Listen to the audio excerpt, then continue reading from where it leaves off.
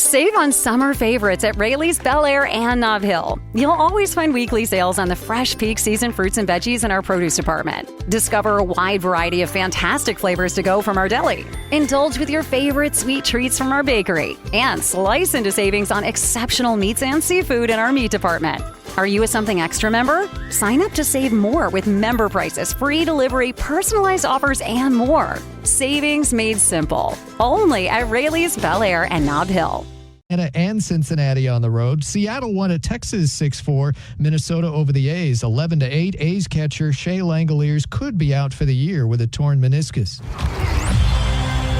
Live from the heart of SEC country, this is your daily fix of grit, guts, and gridiron glory. Welcome to the Deep South College Football Show. Bowen, here it goes! Georgia retakes the lead! Breaking down the biggest matchups, the boldest takes, and the deepest rivalries in college football on Tide 100.9 and 1230 AM WTBC. Intercepted! They confused him! Xavier Brown headed the other way! Touchdown Tide! From Fayetteville to Gainesville, from the Grove to Toomer's Corner, it's SEC football. Now, here's your award-winning host, Wyatt Fulton. And welcome into another edition of the Deep South College Football Show right here on Tide 100.9, 1230 AM WTBC, and the Deep South College Football Show YouTube page. Tide 100.9 is your home for Alabama Crimson Tide sports. Got a fun show for you guys today. We recapped SEC Media Days last week as we were live from Tampa, Florida for SEC Media Days, and that was a lot of fun. Really excited that we got to go down and hang out there a little bit in Tampa, Florida here last week. This week, though, we've got Big Ten Media Days that are going to be rocking and rolling this week, so I figured why not today talk a little bit about the Big Ten as they are the three-time reigning national champions with Michigan in 2023.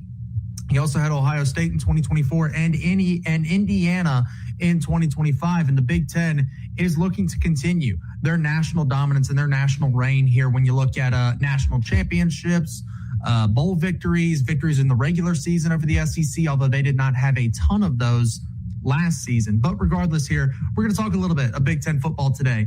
We got Chase Brumfield hanging out with us in the Tide 100.9 studios. Jackson and Whitman, are we taking a Monday off? Like, we making Chase work some overtime? What's happening here?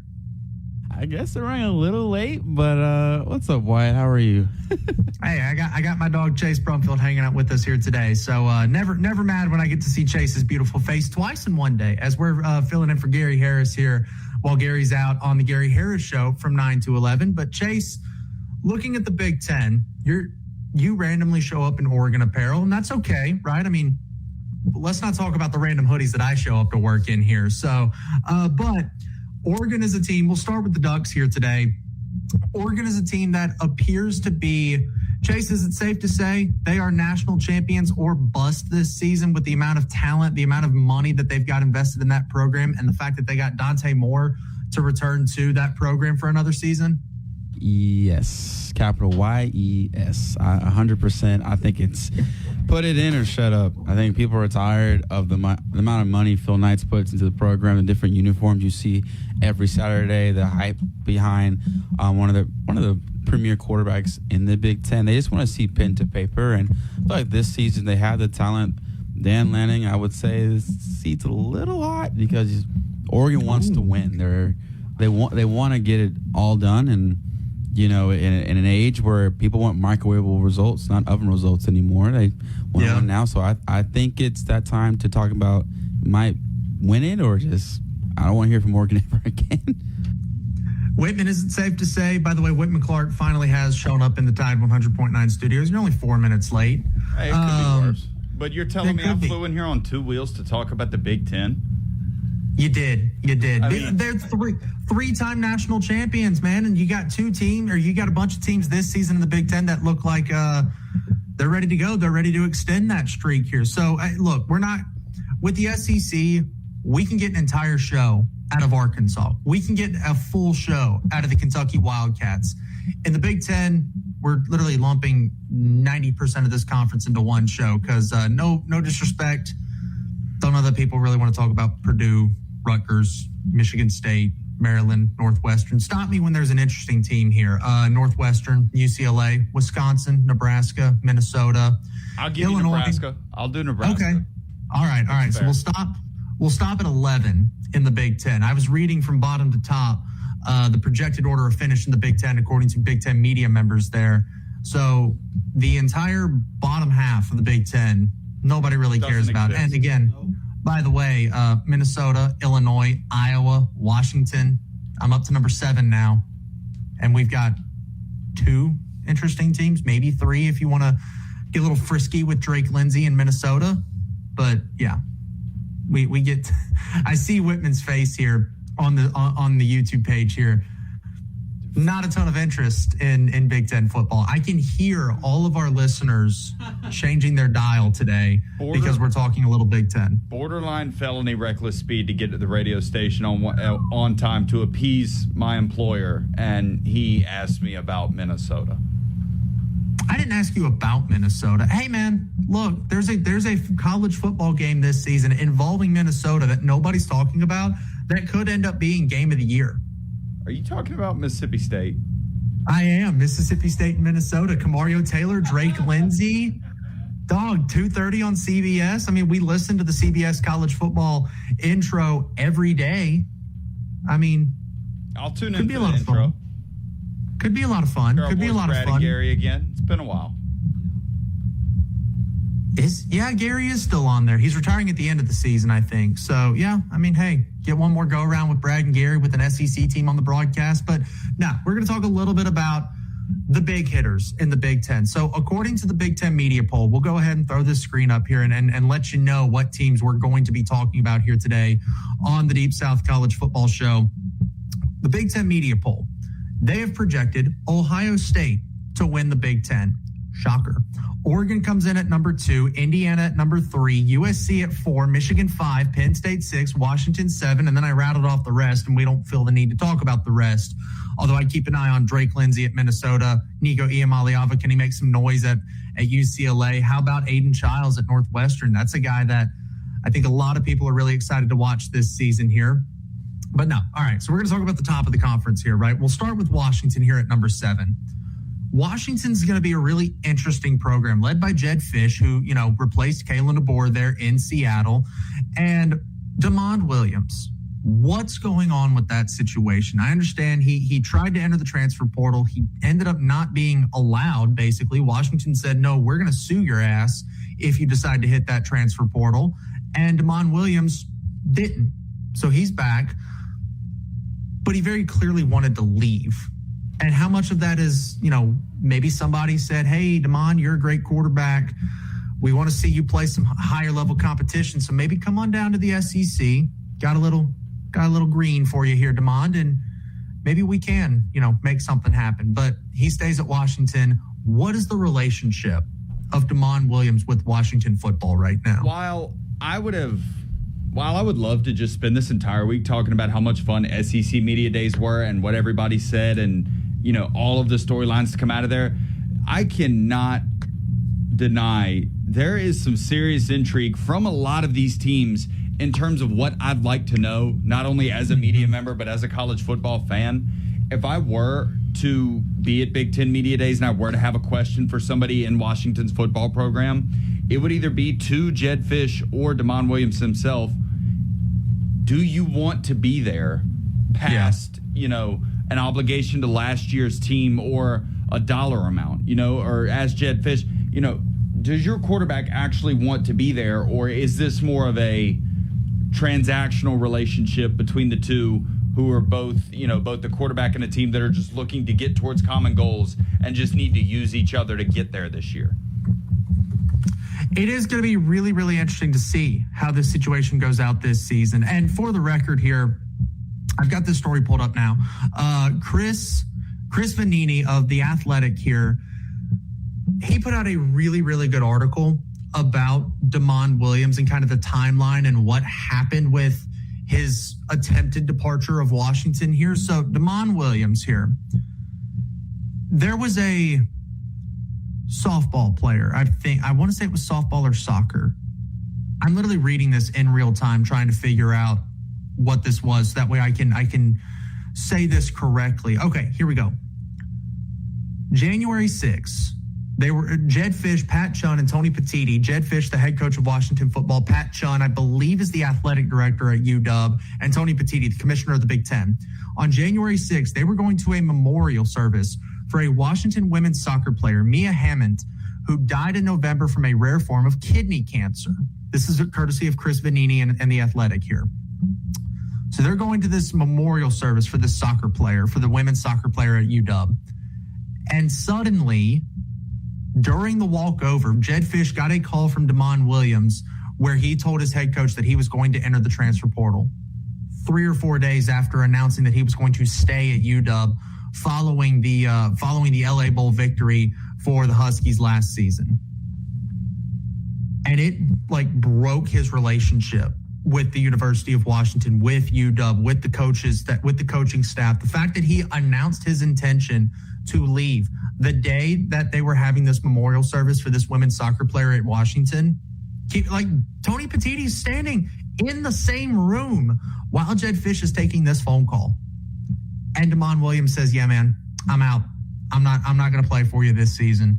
So the timeline of everything was really, really odd. He was not allowed to enter the transfer portal because he had signed a contract with Washington to stay in Seattle this season. So not allowed to leave. And suddenly, here we are with his quote-unquote decision to leave. Now, was it a little bit of monetary value? Was there somebody? People were tampering with Damon Williams. That's what was happening here. That's why he announced, I know, shocker, oh my God, one of the best quarterbacks in college football who's not playing for a premier brand was being tampered with. But he was being tampered with. I don't necessarily know what programs were tampering with him, but based on where a lot of these transfer quarterbacks went, based on the reported numbers that we were hearing out of Brendan Sorsby, Sam Leavitt, Darian Mensah, how about the fact that Miami allegedly tried to go get Ty Simpson to withdraw from the NFL draft too once they missed out on some of their transfer portal guys? How about the fact that Tennessee was doing the same exact thing, trying to get Ty Simpson to withdraw his name from the NFL draft? Sam Leavitt was on a transfer portal visit to Tennessee when Lane Kiffin flew to Knoxville as a member of LSU's coaching staff, flew to Knoxville while Sam Leavitt was on a Tennessee visit to try and get him to commit to LSU and the Bengal Tigers down there. So I don't know who exactly it was, but based on the fact that Texas Tech paid a crap ton of money, LSU paid a crap ton of money, Tennessee tried to pay a crap ton of money, and Miami paid a crap ton of money, I'd be willing to bet one of those 4 teams was the one to go after Damon Williams and try and get him to enter the transfer portal. Matter of fact, I want to say I saw an alleged report out there that it was LSU that was trying to get him. I believe, to my knowledge, the two that I heard were LSU and Miami. I would, if I had to hang my hat on a team, it would be the boys down in South Beach in Miami. I mean, they offered Ty Simpson $4, $5, $6 million to transfer, couldn't get him. Obviously, backed the Brinks truck up for Darian Mensah. They also threw their name in the hat for Sam Leavitt. I mean, they swung and missed on just as many as they had interest from. Tried to land Sorsby. So Miami had their name in the hat for anybody in the portal. Yeah. They did. Miami was gunning for everybody that they could get. And Miami did end up, ironically, Miami probably ended up with the best quarterback out of all of them in Darian Mensah from Duke. But even still. So the fact that this Damon Williams situation broke the way it did, I'm very interested to see, because Big Ten Media Days is this week. I want to say they start tomorrow. I could be wrong, but I want to say they start tomorrow at Big Ten Media Days. I want to know what Damon Williams has to say. Matter of fact, during this break here for the radio listeners, I'm going to go see if Damon Williams is one of the guys that's got to go to Big Ten Media Days, because the Big Ten, I think they bring players too. I'm going to go see if Damon Williams is one of these guys that Jed Fish is bringing, because if he is, the amount of questions that he's going to get is going to be. I wouldn't envy being Damon Williams as a player that's going to go answer those questions. So I'm going to go look that up for our radio listeners. For the YouTube side, we'll be back in like 10 seconds right here on the Deep South College Football Show, Tide 100.9 and 1230 AM WTBC.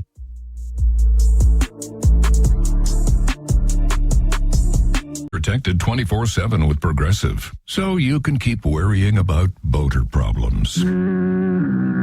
Progressive Casualty Insurance Company and affiliates, not available in D.C. What does it mean to advertise and do your marketing with Town Square Media Tuscaloosa? Melissa started her business in 2014. What would you say to someone considering Town Square Media Tuscaloosa? My experience with Town Square Media has been awesome, and I would definitely recommend it to anyone.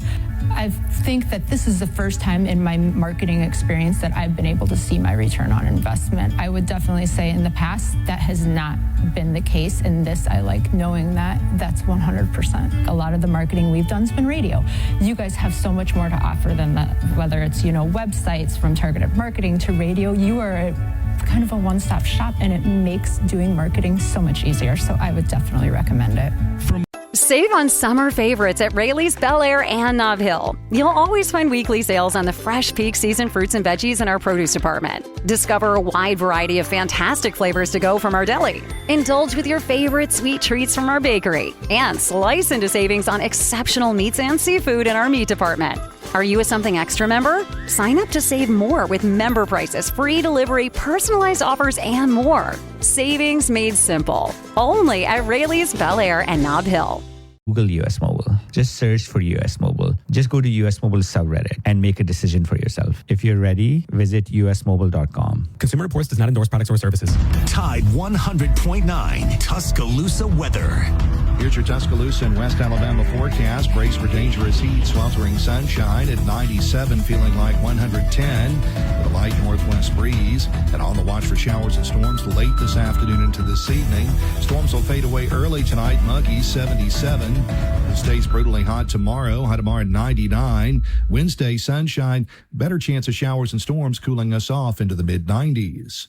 Richard Wedding of the Weather Channel for Town Square Media Tuscaloosa. It's 93 degrees in Tuscaloosa. Never miss a moment of the action. Download the free Tide 100.9 app today.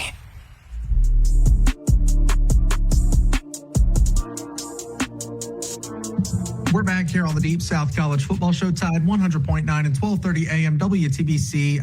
See you later, Chase. Whitman, Clark now hanging out here in the director's chair here. Whitman, it's big task. It's a big task now. You gonna be able to handle sitting in the big chair? I feel like I fit this chair quite well. I believe I've actually trained my body over the last year at the radio station to better fit the big chair. There you go. Yeah, I just said I got myself fat, but that's okay. Because college football will be what I need to put that stress on my heart and shed these extra couple of pounds that I've put on during the off season. Why? The heart's a muscle, and what do you do with your muscles? You train them till failure. So hey, there you go. College football stress. It's a good way to train that. It's a good way to train that muscle. Until I'm dead at 37 from watching Alabama. Well, I'm not a doctor, so please don't take any medical advice from me. But anyways, Wasn't gonna. Back to the SEC is like a cardiac conference, right? Every game is down to the wire. You know what conference games are not cardiac arrest inducing every single week? It's Anywhere the Big Ten. else? Oh, yeah, anywhere else. The Big but 12, I guess. Specifically, now the Big 12. Now they get weird. The Big 12 gets weird. They get weird. Pac-12 after dark is always a lot of fun. My 2 a.m. BYU Kansas game was a lot of fun a couple of years ago. But again, the Big Ten feels like it's pretty easy to kind of peg that conference every single week. Yeah, Ohio State, they're going to beat that cupcake. Yeah, Oregon, they're going to beat that cupcake. Yeah, Indiana, they're going to beat that cupcake. The only time you don't really have an exact reading on what's happening in the Big Ten is when Ohio State plays Oregon or Indiana. Outside of that, pretty daggum easy to figure it out here. But Penn State is our next team here as we're rolling through the top 7 in the Big Ten. No disrespect to the rest of these programs, but Deep South College Football Show, we talk all about the SEC and the big teams in the other conferences. So Penn State here, odd season last season. I mean, they came in, they were my number 1 team in the preseason. Yes, I know that was bad. AP poll, they were number 2 though. They had all these national champion expectations. James Franklin, quarterback's name, Drew Aller, quarterback's name just completely blanked out of my head. I do apologize. Drew Aller, Nick Singleton, a lot of expectations in Happy Valley last season. James Franklin's fired by the middle of the year, and Penn State is not good at all. Go to the Pinstripe Bowl, which I will say, I had Clemson and Penn State playing last season. I had them playing in the semifinal of the college football playoff, but I did have them playing. They just ended up playing in whatever the Pinstripe Bowl last season rather than the college football playoff. But still, they go and hire Matt Campbell out of Iowa State, and they bring in 40-plus new players, and a good chunk of them came from Iowa State, including starting quarterback Rocco Becht, who I think when Rocco Becht and Matt Campbell were running the show in Iowa State, they were just the easiest team to pencil in as 9 wins every single year. If they were having a good season, maybe 10 wins that upcoming season. But now at Penn State, it's going to be really, really interesting to see if all those new faces can mesh the way that they need to. And, I mean, you look at Penn State's schedule here for this upcoming season, as I'm going to pull that up right now, but it's not the most difficult schedule out there. Shocker, Big Ten team has an easy schedule. Marshall, Temple, Buffalo, Wisconsin, Northwestern to open the season. That's the first 5 games for Penn State. Then you start to get into a little bit of a couple of tougher games. USC on October the 10th, go to Ann Arbor, Michigan to take on Kyle Whittingham, Bryce Underwood, and the Michigan Wolverines on October the 17th. But outside of that, it's a very manageable schedule for Penn State this season here. Marshall, Temple, Buffalo, Wisconsin, at Northwestern. The Temple game's on the road too, by the way. USC at Michigan. So two more difficult games in the middle of October, back-to-back weeks. Purdue at Washington, Minnesota, Rutgers, and Maryland. Gentlemen, I read that schedule off. Just like Penn State's going to make the CFP. Penn State's going to make the playoffs if they are anything like what Matt Campbell and Rocco Becht were at Iowa State. That has kind of been the storyline coming out of Happy Valley since the hiring of Matt Campbell, since the schedule got released, is if Penn State can just do their job, which is what they were notorious for under James Franklin. They're going to do their job. They will not exceed expectations, but they will meet your expectations. That is a 10 seed going on the road in the first round of the playoff if I've ever seen it. No Ohio State, no Oregon, no Indiana, no Iowa either. And I know you're saying Iowa, really? Iowa's defense travels, special teams travels, and that is what Iowa does so incredibly well. By the way, so does the run game, and Iowa can run the football better than just about anybody else in the country. Like, Iowa's going to run the football. The problem is Iowa's got 7 big just dudes on that offensive line. I almost said a word that's on our piece of paper. Iowa's got some dudes on that offensive line that you're just not going to be able to stop them. You're just not going to be able to stop them from running the football. Defense travels anytime Iowa plays Ohio State or Oregon, and the point total set at like 58.5. I'm taking the under on that every single time because of the way Iowa plays football. So looking at Penn State here, no Iowa, who's going to have one of the toughest defenses in college football year in and year out.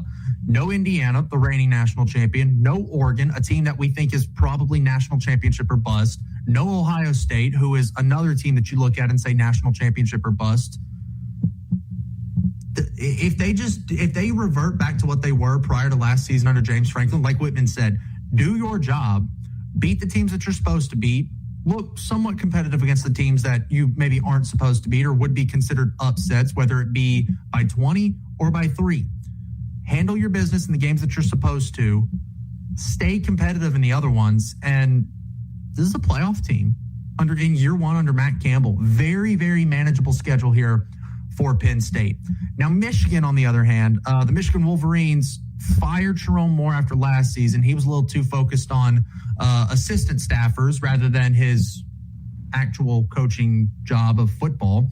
But they bring in Kyle Whittingham to coach up and mentor Bryce Underwood. Now, they had one of the best running backs in college football last season in Justice Haynes. He's now sitting in Atlanta playing for Georgia Tech here. So for Kyle Whittingham in Michigan here, it's all about unlocking that true potential of Bryce Underwood. If you can go out and you can fully unlock that potential of Bryce Underwood, Michigan's going to be a dangerous team. Not the easiest schedule in the world here. You get Oklahoma in week 2. Now you get them at home. Last year, you had to go to the Palace on the Prairie. This year, you get them in the Big House. But Whitman, I think it's no secret how high we are on John Mateer and the Oklahoma Sooners. Isaiah Satania, Torrey Blaylock, that entire crew coming out of Norman there. That's going to be a really tough test in week number 2. And don't forget, we've seen a game very similar to this within the last couple of years. Michigan, Oklahoma, Texas, and Ohio State have all sort of just been playing each other these last couple of years. And at the start of the 2024 season, remember week 1, or maybe it was week 2, one of the first games of the season, Texas traveled to Michigan. Neither team ended up being, national champion or fulfilled the expectations that they were looking for. But Texas was able to go into the Big House against a Michigan team that's probably not competing for a championship in 2024, much like they probably are not competing for a championship in 2026, if we're being honest. So I think Oklahoma can get it done. I think they will get it done, probably. Also because they're not going to have to deal with the night game atmosphere. Thank you, Fox. I predict Oklahoma to beat Michigan in that game probably a little more handily than people in the Big Ten want. I think that's fair. And yeah, you mentioned Oklahoma, Texas, Michigan, and Ohio State just kind of playing a round-robin schedule. It's exactly what they're doing. Texas went to Michigan in 2024. They went to Ohio State in 25. In 26, Ohio State's going to go back to DKR in the second half of that home against Texas. And in 2027, Michigan's got to go to DKR. So, I don't know. Going to be really interesting. I like these marquee matchups early in the year, and that is one thing that I do kind of like about an expanded playoff picture is you might start to see more of these because Texas, Ohio State, these teams that are competing for playoff bids and have national champion expectations, they're not worried about losing a week 1 game, right? Texas started their season with their back against the wall coming out of that Ohio State game because they had a loss. And we knew 2 more of those losses, you're probably not going to make the CFP. And, oh, by the way, you got to play Georgia later in the season for Texas last year. So even if you pencil in, all right, Ohio State, that's a loss. Georgia, yeah, that's a loss. All right, that means we got to go undefeated the rest of the way. And you saw Texas be not undefeated. You saw Texas lose to Florida, and that's what kept them out of the CFP. But if you've got a 2014 playoff, maybe you do see a little bit more of these marquee games because Texas is no longer scared to go play Ohio State, knowing that they've got Georgia late in the year. All right, we're going to pencil in the loss to Georgia because until Texas beats Georgia, I'm not picking Texas to beat Georgia. No disrespect. So, all right, pencil in the loss to Georgia, toss-up game against Ohio State. All right, we got our back against the wall for the next 10 games that we have to play this season. I don't know that you'll necessarily see that now, but still really like that they're playing these games, even though Texas was on the wrong end of the stick last season against Ohio State. But even still, Michigan, they got Oklahoma in week 2. They do play Iowa on September the 26th. And again, Iowa, I know, but defense travels. And Iowa does a really good job of playing defense. They do. Jackson, what you got? Yeah, and going back to that Texas-Ohio State matchup, according to Steve Sarkisian this past week, that's the game that kept them out of the playoffs. So apparently this is a playoff game. A 7-point loss to the then number 1 team in the country, I guess number 2 technically because Texas was 1 coming in. No, that's not what kept you out of the playoff. What kept you out of the playoff was losing to a Florida team that didn't even make a bowl game last year. That's what kept you out. I know. But Alabama lost to 5-7 Florida State. How'd they make the playoff? Because they won 10 regular season games. Oh, okay. That makes more sense. Never mind. They went on the road to Athens, Georgia, and took down Kirby Smart. They went on the road, they played 4 straight ranked SEC opponents and won all those football games. 5-7 Florida State, though. Good job, Gus Malzahn. You got one more. You had one more in you before you hung up the headset there. But looking at Michigan here, you get Oklahoma, you get Iowa early in the year. I'm going to circle that October 3rd game at Minnesota. If nothing more than can Drake Lindsey have an insane football game? Because you do have to worry about him. That's now, granted, that's like the one player on Minnesota's roster that you have to worry about. So you could focus all 11 guys on defense on him, and if you can take him down as a quarterback, they ain't doing anything else that day. But I am going to circle that as a quote-unquote trap game because it is sandwiched right in the middle of that game against Iowa on September the 26th, a bye week. So if you're looking ahead to the bye week, does Minnesota catch a nap in a week early? And then you play Penn State, Indiana in back-to-back games. Then you play Oregon on November the 14th. And, oh, by the way, we're talking about Michigan. You've got the game at the end of the year going to Columbus, Ohio. This is not an easy schedule for Michigan by any stretch of the imagination here. Oklahoma, these are the big games. Oklahoma, Iowa, Penn State, Indiana, Oregon, Ohio State. I mean, hell, they're going to play the entire top half of the Big Ten this season. So, no, we joke on it. We joke on Big Ten schedules. That is a tough draw. That's a tough one because not only do you get the Oregon and the Ohio States of the world and Indiana, you also have those middle of the pack games that get really tricky, especially when you go on the road. You've got to play a first-round talented quarterback in Drake Lindsey. You've got Penn State, who's kind of a, like I said, if Penn State goes out and wins that game, they're 11-1. Do they get to go to Indianapolis for the Big Ten championship game? But Michigan, it's not an easy schedule this season. Again, we like to joke, Big Ten scheduling. That's a tough one. And it gets started in week 2 when you play the Oklahoma Sooners. Now, again, Oklahoma gets a benefit from that because it's big noon kickoff, because it's on Fox at 11 a.m. Central Time. You don't get a night game environment. And early kickoffs favor the road team. So Oklahoma maybe catches a break here when you look at that side of things here. We'll go ahead and take our next time out for our radio listeners, move through the top 4 in the Big Ten preseason media poll: USC, Indiana, Oregon, and Ohio State. We'll talk about the big dogs next. This is what happens when you don't sponsor your job on Indeed. Next time, get matched with quality candidates with Indeed sponsored jobs. Visit Indeed.com/hire now and sponsor your job today. What does it mean to advertise and do your marketing with Town Square Media Tuscaloosa? Melissa started her business in 2014. What would you say to someone considering Town Square Media Tuscaloosa? My experience with Town Square Media has been awesome, and I would definitely recommend it to anyone. I think that this is the first time in my marketing experience that I've been able to see my return on investment. I would definitely say in the past that has not been the case. In this, I like knowing that that's 100%. A lot of the marketing we've done has been radio. You guys have so much more to offer than that, whether it's, websites, from targeted marketing to radio. You are kind of a one-stop shop, and it makes doing marketing so much easier. So I would definitely recommend it. For more info on marketing with Town Square Media Tuscaloosa, call 205-345-7200 or click on Advertise with Us on our website. Stay up to date with the Crimson Tide. Local high school sports and Bama in the pros right here on Tide 100.9.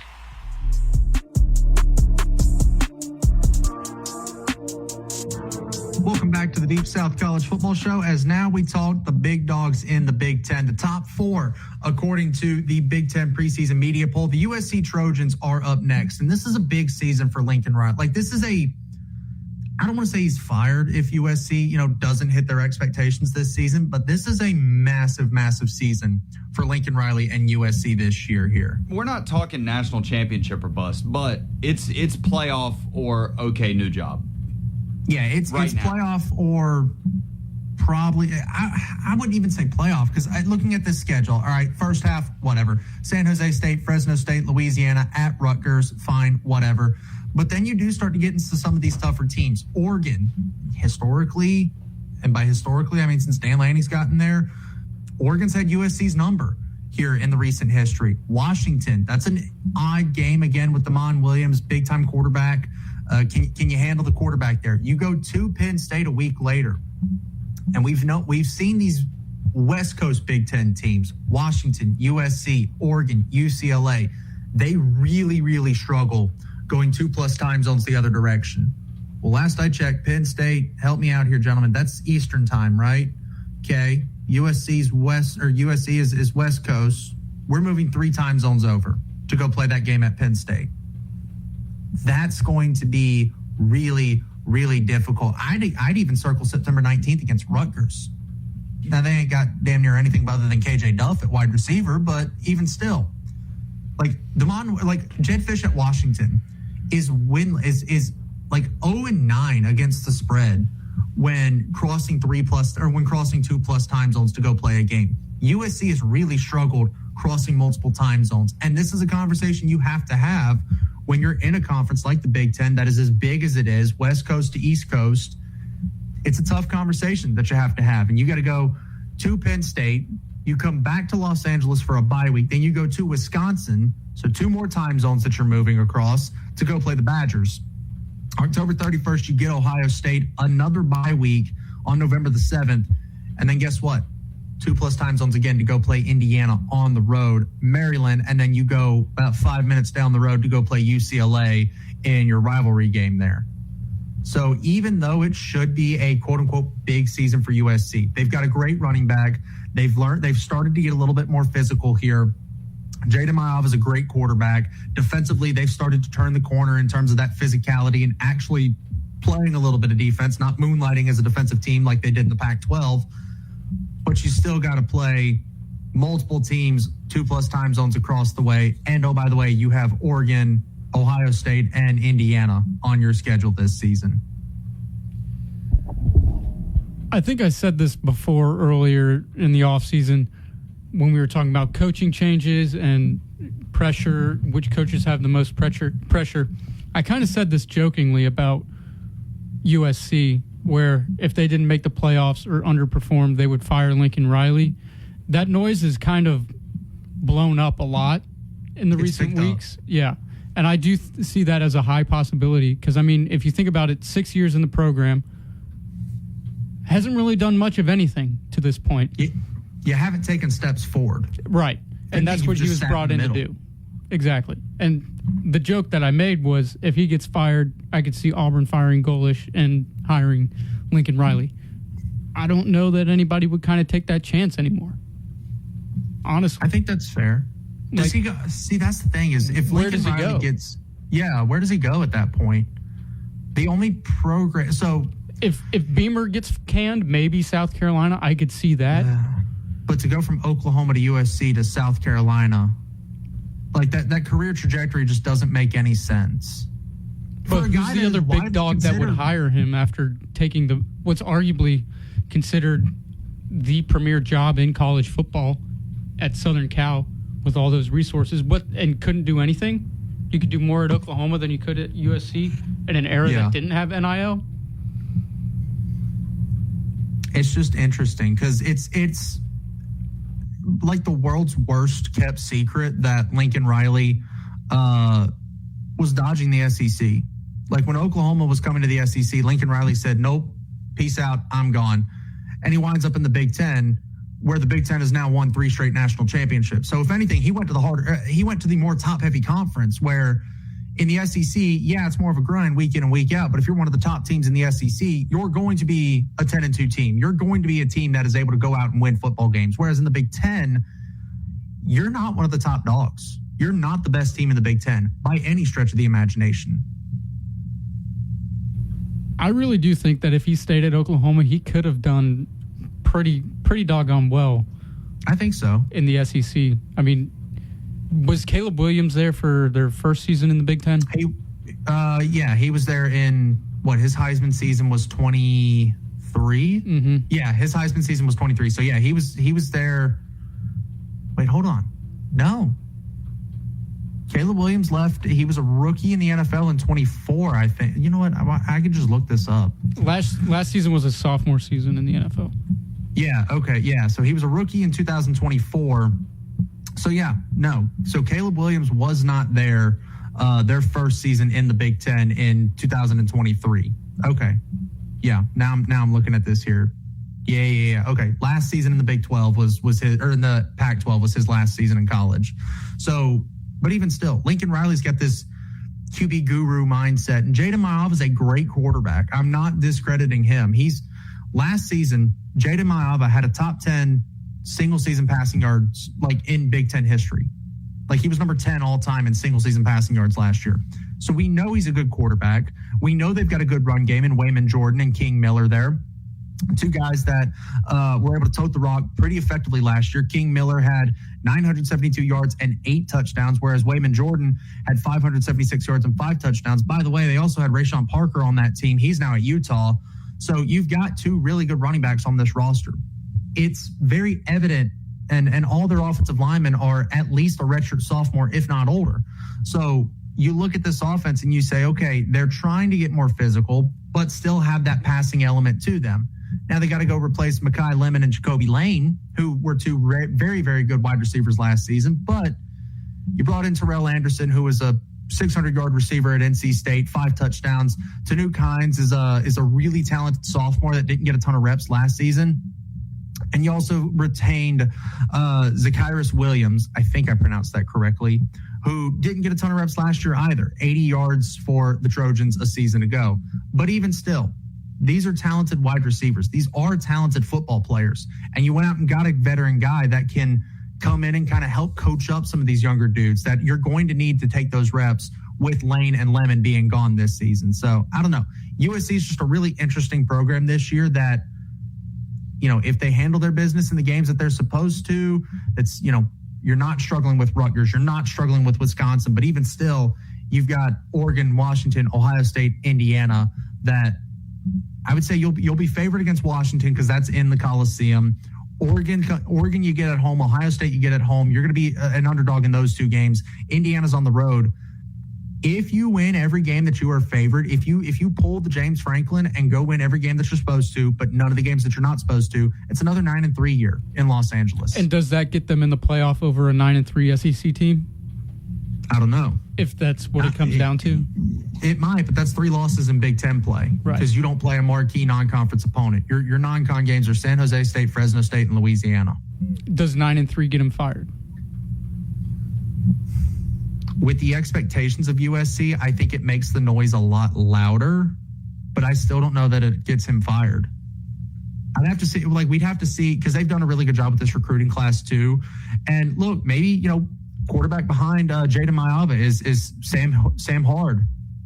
I believe I pronounced. No, he's a redshirt senior. Excuse me. So he's not going to be back next season here. But you've got Jonas Williams here, who was a highly touted prospect coming out of high school, but you also just lost the former 5-star Hassan Longstreet to Lane Kiffin in LSU. So I don't know. It's a tough conversation, and it's a really uncomfortable conversation if you're a USC fan, because you brought in Lincoln Riley to elevate this program beyond the stratosphere that they were, right? I mean, you brought in Lincoln Riley to return to the days of Matt Leinart and Reggie Bush, where you're competing for national championships. And it really just feels like since the turn of the 2020s, since we got to 21, 22, when Lincoln Riley got there, it just kind of feels like USC's been stagnant. Now, they've been consistent. They've been a national talking point every offseason, but for USC, it's taking that next step and not just being a national talking point, but being a team that can actually go compete for a national championship. So I don't know. It'll be interesting to see. Indiana, the reigning national champion Indiana Hoosiers here. Kurt Cignetti, still there. Offensive coordinator, still there. Bryant Haynes, defensive coordinator, still there. So they retain a lot of that coaching staff. Lost Elijah Surratt and Omar Cooper Jr., but I believe Charlie Becker's still there. I need to pull up this depth chart here real fast for the Indiana Hoosiers. I do know that they brought in Josh Hoover via the transfer portal, who is a very, very good quarterback. I'm very high on him from what he did at TCU. And Nick Marsh. And Nick Marsh as well. That's another really big-time wide receiver. Yeah, Charlie Becker's still there from last season here. So Nick Marsh, 600-yard receiver with Michigan State last season here. Turbo Richard at running back. This guy has to be a good running back. You ain't selling insurance with a name like Turbo. Not at all. So, and he had 749 yards and 9 touchdowns last season. So, best left tackle in college football, Carter Smith, is back for Indiana this season. Don't know how or why he decided to come back, but the best left tackle in college football is sitting in Bloomington, Indiana for the second consecutive season here. So, even still, Indiana's schedule: North Texas, Howard, Western Kentucky. Oh no. And then you've got Northwestern at Rutgers, at Nebraska. I mean, 6-0, like a 6-0 for Indiana off the beat. Yeah, 6-0 for the Hoosiers here. And then you do start to get in some tougher games. Ohio State at Michigan, back-to-back weeks. You got to face Drake Lindsey in Minnesota. USC on November the 14th, at Washington on November 21st, and then your annual cupcake against Purdue in the rivalry game. Indiana's entire season comes down to what happens on October the 17th against Ohio State. It really does. And I was so hoping that Indiana, and I still have hope, that they would just be a fart in the wind in college football history. But sadly, that schedule does not bode well for that. It seems like they're here to stay, at least for this season. I mean, Fernando Mendoza last year, Josh Hoover this year, a lot of it's going to be dependent on if Josh Hoover can cut down on those turnover-worthy plays. I was just going to say, if he can keep throwing interceptions, please do. Please do. Please keep going, Josh Hoover. But no, it's all dependent on what he does here this season. But, I mean, at Nebraska, no Dylan Raiola. His name just completely blanked. Head coach just completely blanked out of my head. His name just completely vanished out of my head. I know who it is. I know who that head coach is. And I'm going to be really mad when Matt Rule. There we go. Matt Rule. Yeah. I mean, he's kind of in a wow. It's a Monday. But Matt Rule, he's kind of in a hot seat conversation. No Dylan Raiola. You lose out on Kenny Minchie, who was going to transfer to Nebraska and then flipped to Kentucky at the last second there. I mean, so on the road at Nebraska, okay, maybe it could be something worth having a conversation over, but everything's going to come down to what happens on October 17th when Indiana welcomes in Ohio State to Bloomington for what appears to be a budding rivalry between the Hoosiers and the Buckeyes. We'll talk Oregon and Ohio State next and wrap up our loose ends here on the Deep South College Football Show, Tide 100.9 and 1230 AM WTBC.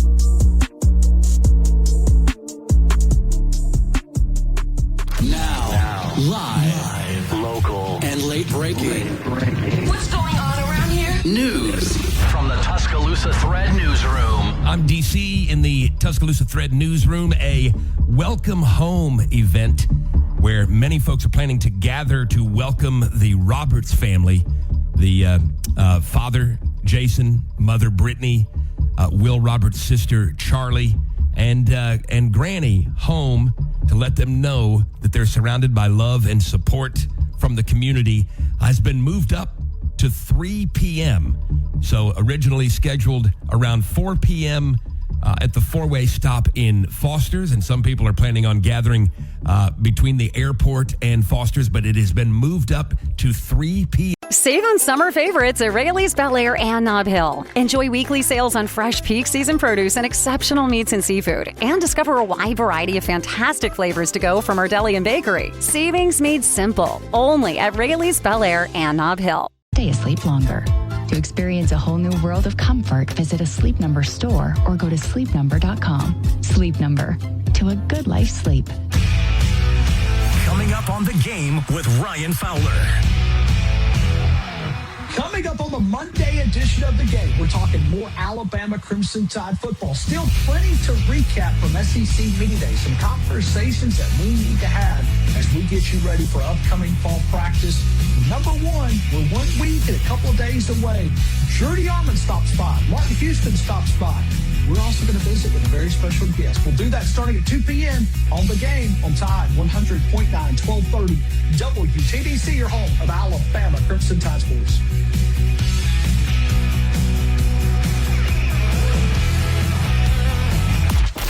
The longest-running sports talk show in Tuscaloosa.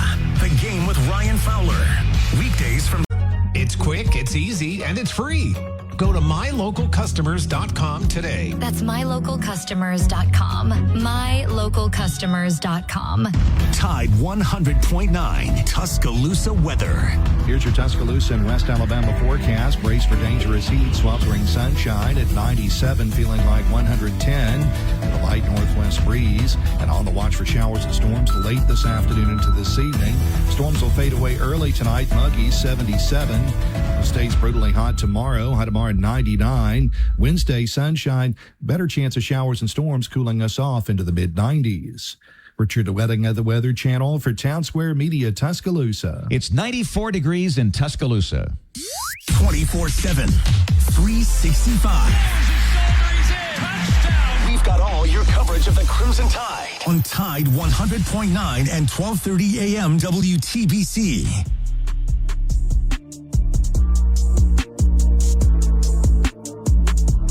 Running a little low on time here with the Deep South College Football Show. So here's what we'll do. We'll save Oregon and Ohio State. We will deep dive both of those programs tomorrow. I know, another day of Big Ten conversation. I promise we'll get back to real football here at tail end of this week here. But we'll deep dive Oregon and Ohio State tomorrow as the two teams that were projected by the Big Ten media to win or to compete in the Big Ten championship. Ohio State was projected to win the Big Ten conference here. But Jackson Whitman, I want to go ahead and get these questions out to you guys here because season's coming up quick, and we got to start thinking about, our 12-team playoff, our Heisman finalist, our Heisman winner, our eventual national champion prediction. We got to start thinking about that. So I'm going to put you all on the spot right here, right now. Who do you have winning the Big Ten? I'm going to go with Oregon. I just believe in their defense a little more than Ohio State after what they've lost, as well as their returning starter in Dante Moore. I do feel like his ceiling's a little bit higher than Julian Sayin, and he has, I would say, more weapons around him than just Jeremiah Smith and Bo Jackson. He has a good, decent amount of running backs that he can rely on in that run game and a solid offensive line, but also DeCorian Moore and Evan Stewart is finally back. Yeah. So I do think their ceiling is a little higher. Now, can they get over the hump and beat Ohio State? I don't know. But I do think play this year. Yep. I do think Oregon will be able to win the Big Ten. Whitman, who do you have winning the Big Ten, Oregon or Ohio State? Where is that game between the two in the regular season? I want to say it's in Columbus, but I can pull this up here real quick. Well, if it's in Columbus, then that is my pick, the Ohio State Buckeyes. It is. I'm sorry to Jackson, but I think everything that he mentioned is why I would pick Ohio State. Oregon, yes, they have the best front seven in college football, maybe, but Ohio State retains a multi-time Super Bowl winning defensive coordinator. They retain a Heisman finalist, much like Oregon. They're both very good, so you can almost consider that a wash. I just think Ohio State with the pedigree, they get that home game against Oregon and against Indiana, so they get a chance to go 2-0 against those two teams. They'll in all likelihood to Indiana for the record. They'll in all Indiana home against Oregon. Oh, they have to go. Oh, you're right. They have to go to Bloomington. Okay, well they'll still win that game anyway. Michigan's probably a win, so I'm picking Ohio State to get back into the conference championship and win their first conference title since the 2010s. I want to say they're first under Ryan Day. Probably, yeah. No, second, because they won in 2020 off the Mickey Mouse. They got allowed in even though they didn't play the minimum number of games. Yeah, so the first real one since Ryan Day took over. I like it. And that's why I'm picking Ohio State to win the Big Ten this season here. But going to be a lot of fun. We'll deep dive Oregon and Ohio State tomorrow as the two quote-unquote premier teams in the Big Ten. We'll get back to SEC football after that, although Big Ten Media Days is going on this week. Coming up next for our radio listeners, the game with Ryan Fowler from 2 until 6 p.m. And then we'll see you guys tomorrow morning at 6 a.m. with Martin Houston right here on Tide 100.